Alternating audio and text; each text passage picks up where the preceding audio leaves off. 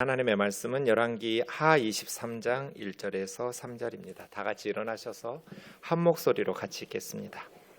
시작.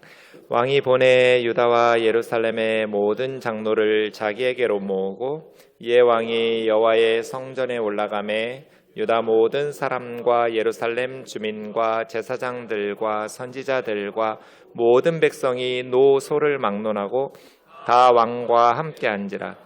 왕이 여호와의 성전 안에서 발견한 언약책의 모든 말씀을 읽어 무리의 귀에 들리고 왕이 단 위에 서서 여호와 앞에서 언약을 세우되 마음을 다하고 뜻을 다하여 여호와께 순종하고 그의 계명과 법도와 율례를 지켜 이 책에 기록된 이 언약의 말씀을 이루게 하리라 하매 백성이 다 그 언약을 따르기로 하니라. 아멘. 자리에 앉으셔서 기도하겠습니다. 우리를 사랑하셔서 하나님의 말씀인 성경을 주신 하나님, 오늘도 하나님의 말씀으로 저희를 새롭게 하여 주옵소서. 미련한 종을 주님 손에 맡겨옵고 예수님의 이름으로 기도하옵나이다. 아멘. 지난 9월 1일부터 우리가 열왕기 하 말씀을 묵상했습니다. 오늘이 주일로는 마지막 열왕기 하를 묵상하는 날입니다. 열왕기하는 솔로몬부터 남유다 예루살렘의 멸망까지 약 400여 년의 이스라엘의 역사를 기록한 성경입니다. 솔로몬 사후에 이스라엘은 남과 북으로 나뉘어졌고 북이스라엘에도 20명의 왕들이 있었고 남유다에도 20명의 왕들이 있어서 총 40여 명의 왕이 등장하고 12명의 선지자가 등장하는 성경입니다. 오늘은 남유다의 16번째 왕인 요시야 왕에 대해서 말씀 묵상하려 합니다. 성경은 요시야에 대해서 전무후무한 왕이었다라고 기록하고 있습니다. 요시야 이전에도 없었고 요시야 이후에도 그와 같은 자가 없었다. 어느 면에서 요시야는 전무후무했냐면 하나님의 말씀을 따르고 순종하는 면에 있어서 요시야 같은 왕이 없었다고 말합니다. 남유다에 20명의 왕이 있었는데 8명의 왕이 하나님 보시기에 정직하게 행하였다고 칭찬을 받았습니다. 그 8명 중에서도 요시야와 같이 하나님의 말씀을 따라서 나라를 이끌었던 왕은 전무후무했다, 이렇게 칭찬을 받았던 왕입니다. 요시야가 여호와 보시기에 정직히 행하여 그의 조상 다윗의 모든 길로 행하여 좌로나 우로나 치우치지 않았다. 성경은 이렇게 칭찬하고 있습니다. 예레미야 선지자가 요시야에 대해서 예레미야서에 이렇게 기록합니다. 요시야는 가난한 자와 궁핍한 자를 변호하여 하나님이 주시는 형통의 복을 누렸다. 요시야 왕은 가난한 자들과 궁핍한 자들을 보호해주고 변호해준 왕이에요. 그래서 하나님께서 요시야를 형통하게 하셨어요. 그런데 예레미야서를 통해서 하나님은 이것이 가난한 자와 궁핍한 자를 변호하는 것이 나를 알미 아니냐, 이렇게 말씀하셨어요. 그러니까 하나님을 안다는 것은, 우리 생각에는 하나님을 아는 사람은 기도 열심히 하고 성경 잘 알고 예배 열심히 드리고 교회에서 봉사 열심히 하는 사람이 하나님을 잘 아는 사람인 것 같지만 아니요. 예레미야를 통해서 하나님은 요시야가 나를 아는 사람이다, 나를 알미 아니냐, 요시야가 하나님을 알았다라고 말하면서 가난한 사람과 궁핍한 사람들을 변호해 주었다, 이렇게 기술하고 있어요. 기도해야죠. 성경 공부 열심히 해야 돼요.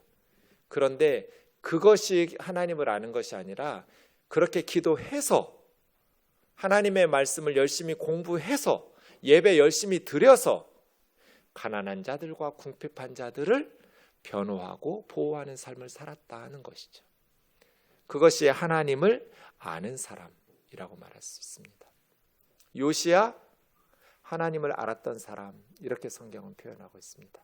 그래서 하나님께서 요시야에게 복을 주셨고 형통하게 하신, 우리 우면동 교우들이 하나님을 요시야처럼 알은, 그래서 하나님께서 형통하게 하시는 복을 누리는 삶을 살았으면 좋겠습니다. 요시야는 어떻게 이렇게 전무후무한 하나님의 말씀을 따라서 살아갔던, 그리고 유다와 예루살렘 백성들을 하나님의 말씀으로 잘 이끌었던 성군이 되었을 수 있었을까? 요시아의 가정은 어떠했는가? 도대체 그의 가정, 그의 부모는 어떻기에 요시아는 이렇게 전무후무한, 이전에도 없었고 이후에도 없었다, 이런 믿음의 사람으로 요시아가 자라날 수 있었을까요? 남유다 왕들의 계보를 보시면 요시아 왕의 할아버지는 므낫세이고 요시아 왕의 아버지는 아몬이라는 왕입니다. 그런데 므낫세는 남유다 20명의 왕 중에서 가장 오랫동안 통치한 왕이에요. 55년간 다스렸어요. 다윗보다도 길어요. 15년이나. 그러니까 가장 길게 남유다를 다스렸던 왕이 요시아의 할아버지 므낫세인데, 아버지 아몬은 2년밖에 제위에 있지 않았어요. 아주 짧은 기간. 그리고 요시아로 넘어왔습니다. 할아버지 므낫세와 아버지 아몬에 대해서 보겠습니다. 열왕기하 21장 11절 보시면 유다 왕 므낫세가 이 가증한 일과 악을 행함이 그 전에 있던 아모리 사람들의 행위보다 더욱 심하였고, 가나안의 7족속의 대표적인 족속이 아모리 족속입니다. 그러니까 그 전에 아모리 사람들, 이 말은 이스라엘 사람들이 가나안 땅에 오기 전에 가나안에서 살고 있었던 가나안 사람들, 그 7족속을 말합니다. 가나안 원주민들, 당연히 하나님을 믿지 않고 우상을 섬기던 사람들이었죠. 그 아모리 사람들이 우상을 섬기는 행위보다 요시아의 할아버지 므낫세는 더 심하게, 우리식으로 비유해서 설명드리자면, 교회를 다니는 사람이, 예수 믿는다고 교회 다니는 사람이 예수 믿지 않는 세상 사람들보다 더 점쟁이들 열심히 쫓아다닌 거예요. 교회 다니는 사람이 교회 안 다니는 사람보다 더 부적 붙이고 점쟁이들 쫓아다니고 그렇게 열과 성을 다해서 우상 숭배하는, 지금 하나님을 섬긴다는 이스라엘의 왕 므낫세가 이스라엘 백성들이 가나안에 오기 전에 살았던 아모리, 그 가나안 민족들보다 더욱 심하게 우상을 숭배했다. 그들의 우상으로 유다를 범죄하게 하였다. 왕이 그렇게 우상 숭배에 열심을 내니까 백성들이 다 왕과 함께 우상 숭배에 빠져서 유다가 범죄하게 되었어요.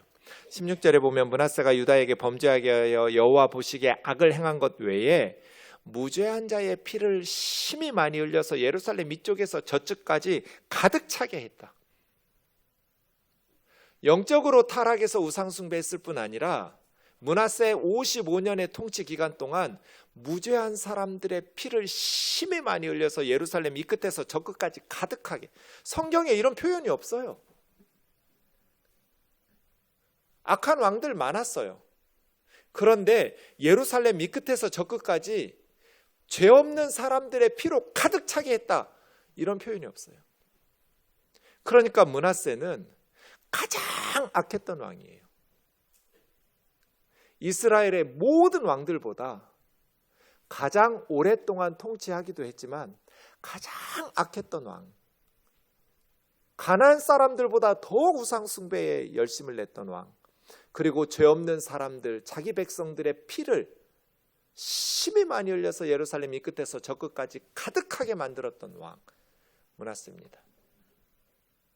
할아버지 므낫세가 죽고 아버지 아몬이 왕이 되었습니다. 요시아의 아버지 아몬은 어떻게 통치했을까요? 아몬이라도 정신 차려서 아버지의 어리석은 길을 따라가지 않았으면 좋았을 텐데, 성경은 아버지 므낫세의 행함과 같이 아버지가 행한 모든 길, 아버지가 섬기던 우상 3번씩이나 반복해서 아몬은 아버지처럼 살았다라고 기술하고 있습니다. 그러니까 요시아의 아버지 아몬은 자기 아버지 므낫세처럼 살다가 죽은 왕이에요. 므낫세처럼 여호와 보시기에 악을 행하되 아버지에게 행한 모든 것을 행해요. 우상 숭배하고 죄 없는 사람들 죽이고, 아버지가 섬기던 우상들을 섬겨 경배해요. 하나님을 버렸어요. 그래서 이 아몬은 신복들에 의해서 살해를 당하고 반역으로 일어나서 죽임을 당해서, 그래서 2년밖에 통치를 못했어요. 요시아의 아버지 아몬은 믿었던 신하들의 반역으로 궁중에서 살해당하고 2년 만에 끝났어요. 그리고 예루살렘과 유다 백성들이 왕을 죽인 그 반역한 사람들을 다 심판을 받아서 죽게 만들고 어린 요시아를 아버지 아몬을 대신해서 왕으로 세웠어요. 요시아가 왕이 됐을 때 몇 살이었어요? 8살이었어요. 갑자기 아버지가 죽었어요. 신하들에 의해서 살해당했어요. 그리고 8살짜리 아들이 새로운 왕이 됐어요. 요시아가 얼마나 막막했을까요? 나 이제 8살밖에 안 됐는데 아버지 다스리는 동안 잘 준비해서 적어도 몇십 년 있다가 왕이 될 줄 알았는데 갑자기 아버지 2년 만에 살해당하고 8살짜리인 왕이 나라를 이끌어야 돼요. 요시아는 전무후무한 다윗과도 같이 하나님을 기쁘시게 한 나라를 하나님의 말씀을 따라서 이끌었던 그런 왕이에요.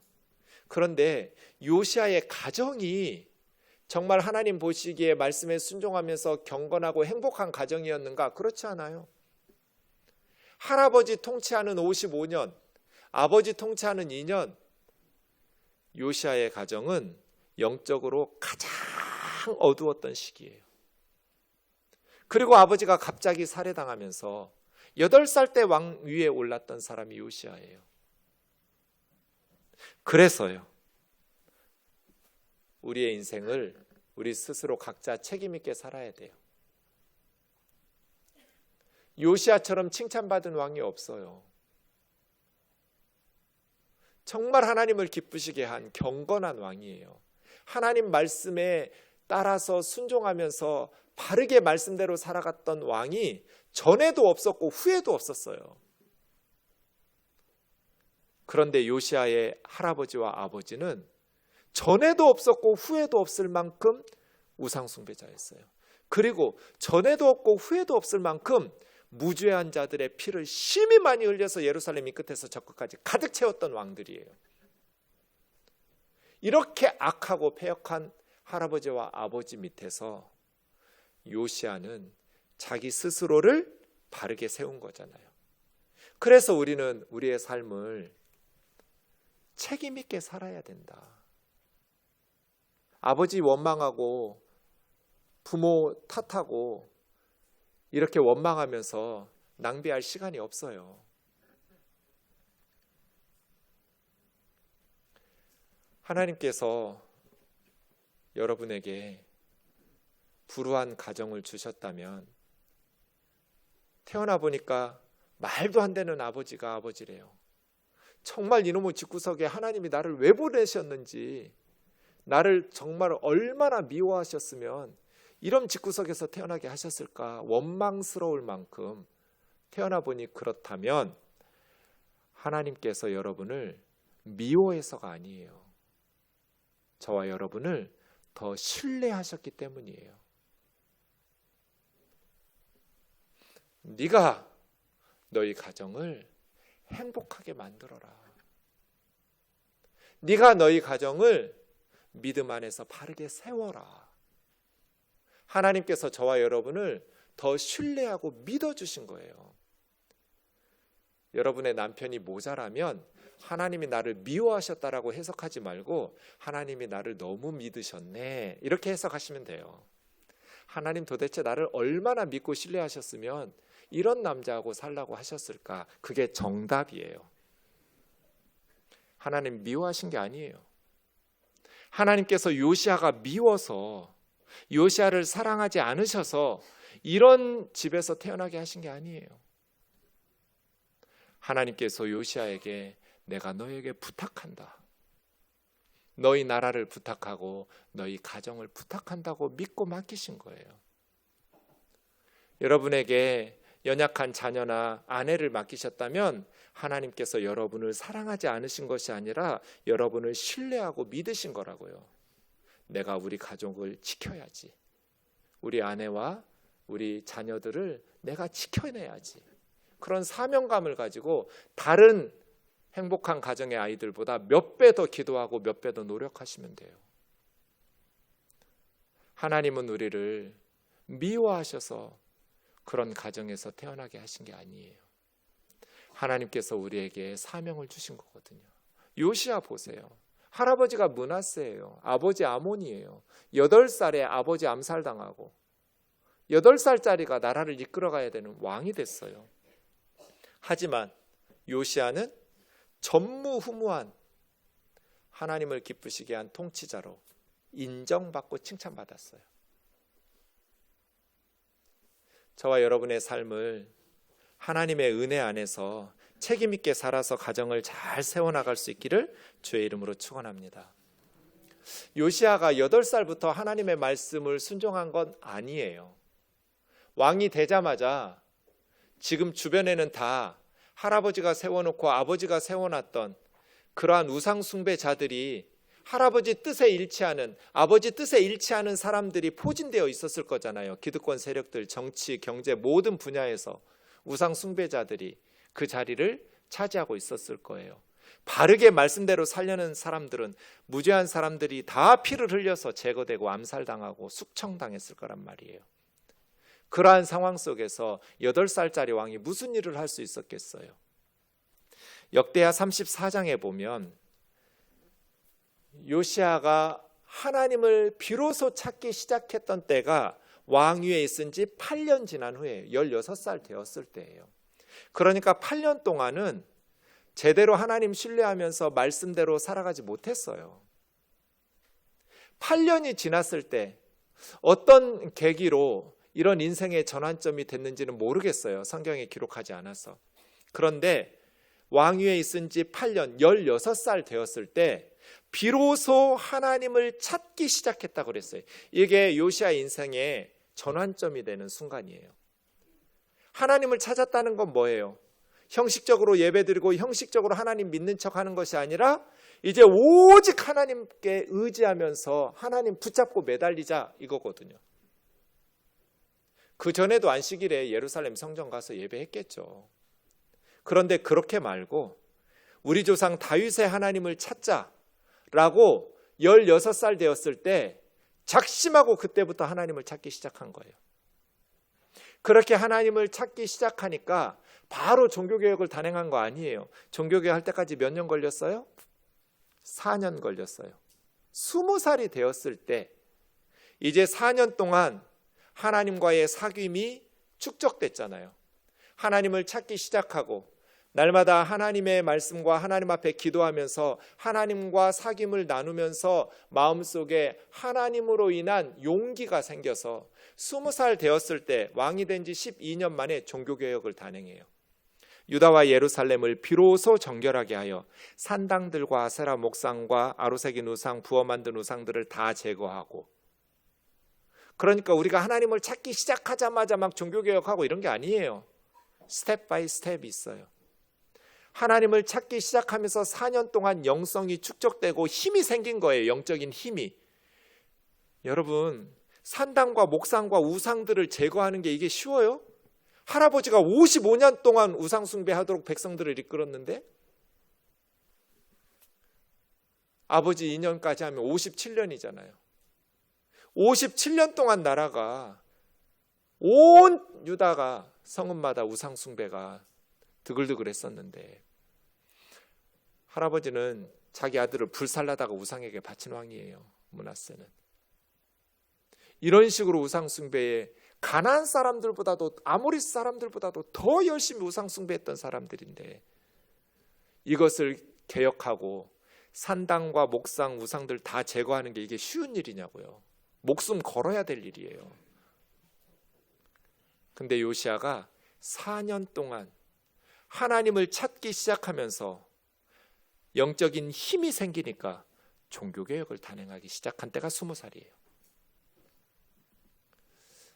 20명의 남유다 왕들 중에 8명만 하나님 보시기에 정직하게 행했다고 그랬잖아요. 그 중에 2사람만 산당까지 제거해요. 나머지 6명은 산당은 손대지 못했어요. 우상들은 제거했지만 이 산당은 그만큼 오랫동안 이스라엘 사람들이 애착을 가지고 있던 곳인데 히스기야와 요시야만 산당까지 제거해요. 그러니까 요시야는 철저하게 종교개혁한 거예요.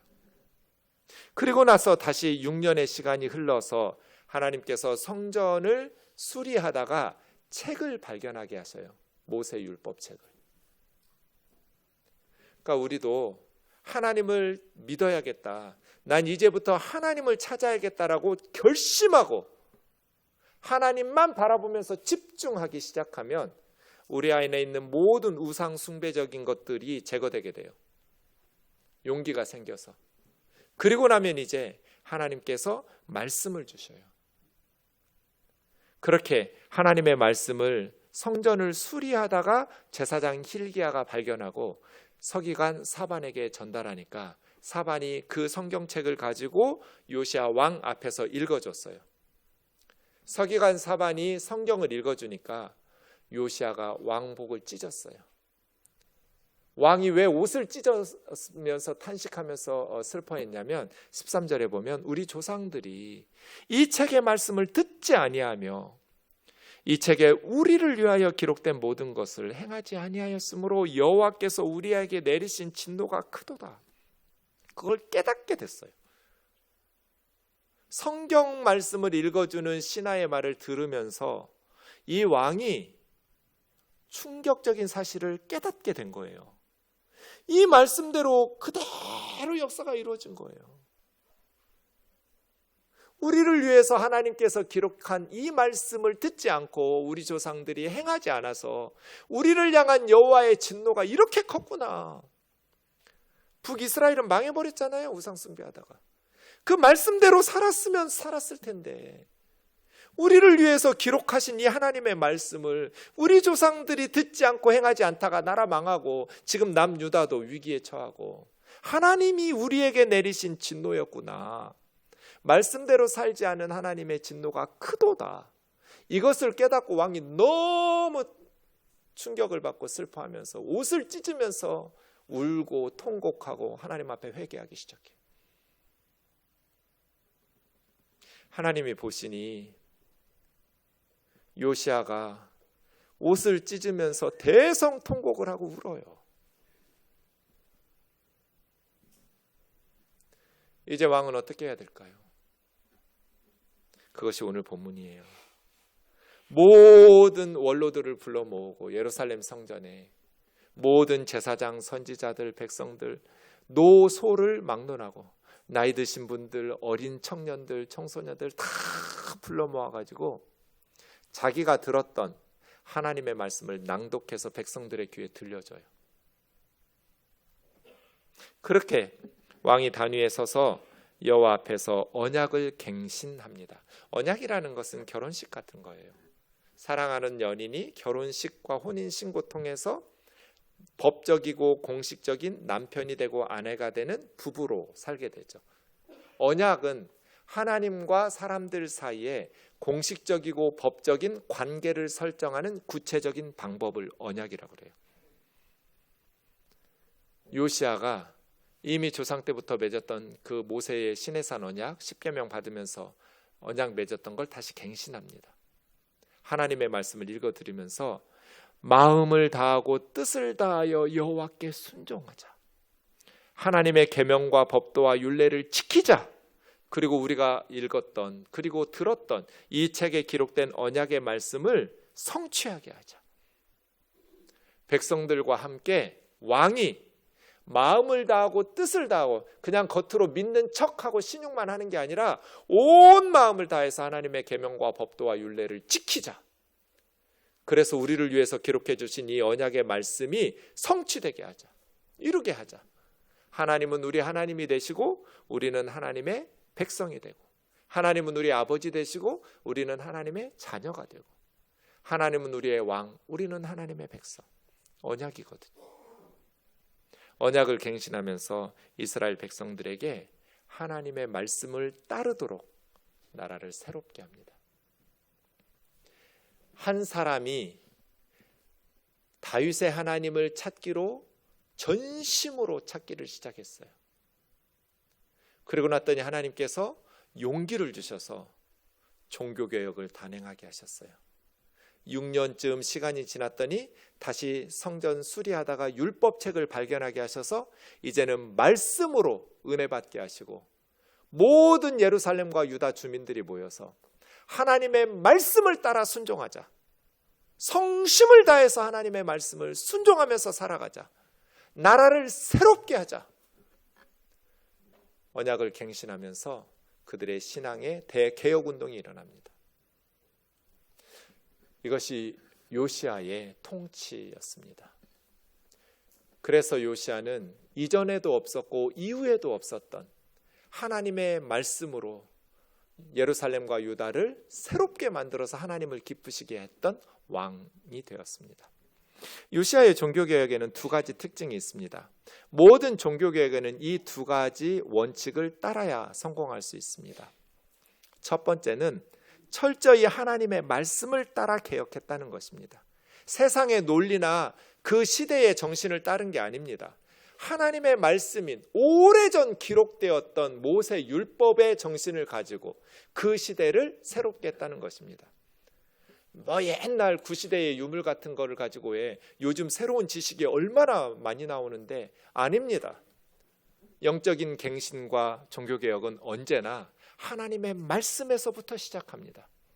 500년 전에 종교개혁자들이 부패한 중세시대를 다시 개혁하면서 흔들어 깨웠던 것은 말씀을 발견하고 말씀의 은혜로부터 시작했습니다. 솔라 스크립투라, 오직 성경으로. 이것이 첫 번째 원칙이었습니다. 두 번째 요시야의 종교개혁의 특징은 모든 백성들이 함께 했다는 겁니다. 비전을 공유한 겁니다. 몇몇 사람이나 한 사람 왕의 비전을 강요한 것이 아니라 모든 백성들이 함께 하나님의 말씀을 들으면서 왕이 탄식하면서 울면서 하나님 앞에서 몸부림쳤던, 그러니까 어느 날 갑자기 요시야가 그런 개혁적인 군주가 된 게 아니에요. 오랜 시간 준비하는 기간이 걸렸어요. 탁월한 리더는 하늘에서 뚝 하고 떨어지는 게 아니에요. 오랜 시간 걸려서 양성되는 거죠.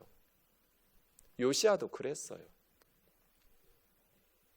그렇게 모든 백성들과 함께 나라를 새롭게 하자. 그래서 하나님의 말씀으로 남유다 예루살렘뿐 아니라 북이스라엘까지 올라가서 우상들을 다 제거하면서 요시야의 종교개혁이 성공적으로 이루어지게 됩니다. 문제는 그 다음입니다. 23장 26절 보면 그러나, 앞에는 요시야예요. 전에도 없었고 후에도 없었다. 그러나 여호와께서 유다를 향하여 내리신 그 크게 타오르는 진노를 돌이키지 아니하셨으니 이는 므낫세가 여호와를 경노하게 한 그 경노 때문에. 저는 열왕기하 23장 26절이 너무 당혹스러웠어요. 왜냐하면 저는 언제나 조상들이 아무리 악하게 살아도 우리 후손들이 바르게 믿음 안에서 말씀에 순종하면서 살면 하나님께서 복을 주십니다, 이렇게 설교했거든요. 그런데 26절은 그게 아니라는 거예요. 당혹스러워요. 할아버지의 죄 때문에 손주인 요시야는 전무후무하게 하나님의 말씀을 따라 살았는데 온 마음과 뜻을 다해서 하나님을 섬기고 말씀에 순종하면서 살았는데, 좌로나 우로나 치우치지 않았는데, 그런 요시야가 자기만 섬긴 게 아니라 모든 예루살렘과 유다 백성과 북이스라엘 지역까지 종교개혁을 단행하면서 그렇게 나라를 영적으로 건강하게 세웠는데도 불구하고 하나님의 진노가 돌이켜지지 않았다. 므낫세 때문에.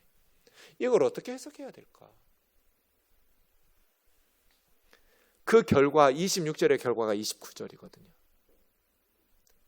애굽의 바로느고라는 왕이 아수르와 전쟁하러 올라가고 있었는데 유다를 거쳐가게 됐어요. 당연히 유다가 요시야 왕이 군대를 이끌고 애굽의 왕을 막았어요. 그랬더니 애굽 왕 바로느고가 너 좀 비켜라. 나 너하고 전쟁하려고 군대 끌고 온 거 아니야. 저 아수르 대국하고 전쟁하러 올라가는 중이니까 요시야 너는 비켜. 그런데 요시야가 맞서 싸웠어요. 요시야의 입장 이해되죠. 일본이 조선 너희들은 좀 비켜. 우리 지금 중국 먹으러 가는 중이니까 조선 너희들은 좀 비켜 있어. 그러면 우리가 예, 어서 가세요. 이렇게 내줄 수는 없잖아요. 우리 땅을. 요시아가 애굽의 군대를 막은 거예요. 그런데 거기서 애굽의 군사가 쏜 화살에 맞아요. 급히 예루살렘으로 돌아왔는데 회복되지 못하고 죽어요. 이게 무깃도에서 39살밖에 안 됐는데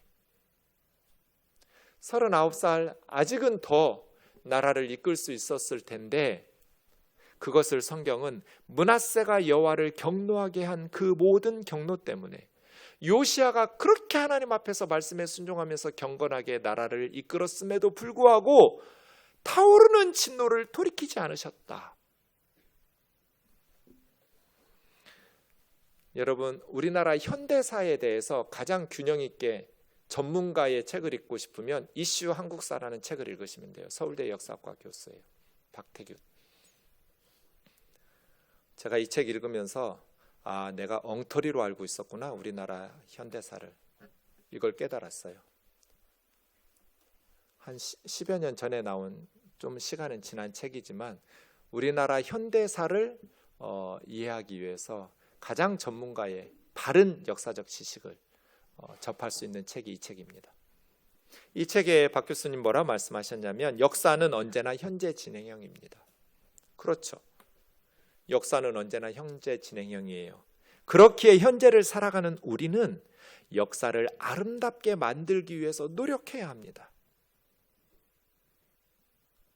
현재를 살아가는 우리는 우리 역사를 아름답게 만들어가기 위해서 노력해야 돼요. 그러려면 역사를 아는 것이 중요한 것이 아니라 바르게 아는 것이 중요해요. 성경을 아는 것이 중요한 것이 아니라 성경을 바르게 아는 것이 중요하다고요. 그래야 우리 역사를 아름답게 만들어가는 신앙생활을 할 수 있어요. 자, 하나님께서는 왜 요시아가 전무후무하게 하나님의 말씀을 따라 순종한 그렇게 백성들까지도 하나님의 말씀을 순종하게 종교개혁을 단행하면서 만들었음에도 불구하고 하나님은 므낫세의 죄를 들추어내시면서 예루살렘과 유다를 향한 타오르는 진노를 돌이키지 않았다고 성경에 기록했을까요? 이 말씀을 통해서 하나님은 지금 우리에게 어떤 역사적 교훈을 주시려고 하는 거예요? 저는 16절을 주목해요. 21장 16절. 므낫세가 어떻게 했다고 그랬어요? 무죄한 자들의 피를 심히 많이 흘려서 예루살렘 이 끝에서 저 끝까지 가득하게 했다고 그랬어요.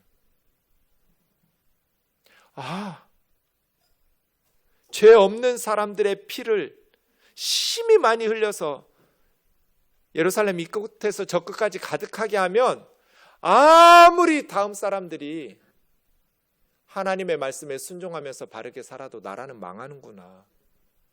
그 억울하게 죽은 사람들의 피값을 치르는구나. 성경에서 우리는 이것을 배워야 돼요. 이게 역사적 교훈이에요. 이렇게 보면 지금 북한은 너무나 위험한 나라예요. 하나님의 시각으로 볼 때. 저 북한에서 자행되고 있는 무죄한 자들의 피 흘림, 죄 없는 사람들의 억울한 피가 흘리게 하는 나라는 그러한 사회와 그러한 회사, 그런 가정, 그런 교회, 힘없는 사람들을 보호하고 변호하는 것이 아니라 그들의 피를 흘리게 하는 억압과 착취가 있는 사회는 반드시 망한다. 남쪽은 어떨까요? 산업화와 민주화 이후에 지금은 그렇게 무죄한 자들의 피가 함부로 흘려지지 않는 사회가 된 것 같지만 언제든지 우리 사회는 연약하고 힘없는 자들이 무죄한 자들의 피와 희생이 흘려진다면 너무너무 위험한 역사가 돼요. 그래서 우리는 요시아와 같이 전무후무한 하나님을 말씀을 순종하면서 따랐던 왕이 다스려도 그 이전에 흘렸던 무죄한 자들의 피가 심히 많이 흘려 예루살렘 이 끝에서 저 끝까지 가득하게 한 그 사회는 반드시 망한다. 역사의 교훈을 보세요. 전 세계를 호령하고 다스리는 것 같았지만 무죄한 자들의 피를 흘린 제국들이 어떻게 되었는지. 그럼 두 번째 질문이 떠오릅니다. 결국 요시야의 종교개혁은 나라를 멸망하는 데부터 건져내지 못했으니 요시야의 말씀 순종과 종교개혁은 무의미한 것일까? 요시야의 말씀 순종과 종교개혁은 의미가 없었을까요? 그렇지 않습니다. 결과적으로 요시야는 멸망하는 유다와 예루살렘을 구해내지는 못했습니다. 역사의 주인은 하나님이시고 하나님의 뜻과 섭리에 따라서 역사는 흘러가겠죠. 그럼에도 불구하고 그의 개혁운동이 물거품으로 돌아간 것은 아닙니다. 왜냐하면 요시야의 개혁으로 바벨론 포로기에 영적인 거인들이 배출되었기 때문입니다. 예레미야 선지자 좀 전에 언급했듯이 다니엘이나 에스겔이나 느헤미야와 같은 기라성 같은 하나님의 종들은 직간접적으로 요시야 개혁의 영향을 받아서 길러진 인재들입니다. 요시야와 같은 사람이 있었기 때문에 나라가 멸망하는 중에도 영적인 기라성 같은 인재들이 배출될 수 있는 거예요. 그 인재들을 통해서 하나님의 아들 예수 그리스도가 이 땅에 오셨잖아요. 그래서 요시야의 순종과 요시야의 종교개혁이 결론적으로 나라를 구해내지 못했으니 무의미하다라고 말할 수는 없습니다. 우리는 결과론적으로 우리의 모든 삶을 평가할 수는 없어요. 결과론적으로는 멸망에서 건져내지 못했으니 그 사람의 수고는, 그 사람의 기도와 그 사람의 헌신은 헛된 것인가? 그렇지 않습니다. 헛된 것처럼 보이지만 그 속에서 몸부림치는 경건한 사람들의 움직임들이 하나님의 나라를 이끌어가는 구루터기가 되고 씨앗이 됩니다. 요시야의 순종과 종교개혁이 후대에 하나님 나라의 회복의 밑거름이 되죠. 말씀을 마치겠습니다. 오늘 말씀을 통해서 우리는 어떤 삶을 살아야 할까? 우리가 사는 이 역사를 아름답게 만들기 위해서 우리는 어떻게 살아야 할까? 요시야가 그의 아버지 아몬이나 할아버지 므낫세를 본받았다면 요시야는 이러한 삶을, 역사의 희망이 되는 하나님께 칭찬받는 삶을 살지 못했을 겁니다. 요시야가 그의 조상 다윗을 본받았기 때문에, 하나님의 말씀을 순종했기 때문에 요시야는 성군이 될 수 있었지요. 그럼 우리도 동일할 겁니다. 누구를 본받을 거냐? 인생은 모방으로 시작합니다. 신앙생활도 모방으로 시작합니다. 누구를 본받을 거냐? 누구를 따라갈 거냐? 고린도전서 11장 1절 같이 읽겠습니다. 시작. 내가 그리스도를 본받는 자가 된 것 같이 너희는 나를 본받는 자가 되라. 바울의 말입니다. 나는 그리스도를 본받는 자다. 내가 예수님을 본받는 자가 된 것처럼 너희는 나를 본받으라고. 믿음이 어린 성도들에게, 이제 막 예수님을 믿기 시작하는 사람들에게 내가 그리스도를 본받는 자 된 것처럼 너희는 나를 본받는 자가 되라고 가르쳤습니다. 우리도 그렇게 해야 하지 않을까요? 요시야는 행복한 가정이 아니었습니다. 경건한 믿음의 가정도 아니었어요. 엄청난 우상 숭배하던 가문에서 태어난, 아버지는 자기 8살 때 암살당한 비극적인 불우한 어린 시절에 우상 숭배가 가득한 나라의 왕으로 그의 삶을 시작했지만 하나님을 전심으로 찾고 하나님의 말씀을 좌우로 치우치지 않고 순종하면서 하나님 기쁘시게 하는 나라로 만들어냈던 개혁의 기초가 되었습니다. 우리가 예수 그리스도를 닮아간다면, 요시야처럼 하나님을 찾기 시작한다면 절망적인 상황, 이보다 더 절망적일 수 없다 싶은 상황에서도 하나님은 새 일을 저와 여러분을 통해서 하실 줄 믿습니다. 컴패션의 대표인 서정인 목사님한테 이런 얘기 들은 적이 있어요.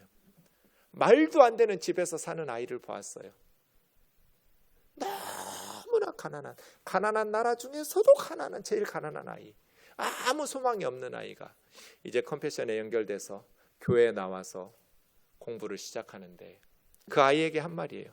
너는 가난 가운데 태어나서 가난 가운데 살고 있지만 예수 그리스도로 말미암아 너의 내면에는 가난을 찾을 수가 없구나. 저와 여러분이 이렇게 살았으면 좋겠어요. 요시아는 영적으로 보면 이런 사람이에요. 요시아, 너는 가난 가운데 태어나서 가난 가운데 살고 있지만 하나님으로 말미암아 너의 내면에는 가난을 찾을 수가 없구나. 우리도 요시아처럼 가난 가운데 태어나서 영적으로 가난한 가운데 우상 숭배하던 집안에 살아갈 수 있지만 예수 그리스도로 말미암아 우리 내면에 가난을 찾을 수가 없구나 라고 말할 수 있는 그러한 삶을 살아가기를 주의 이름으로 축원합니다.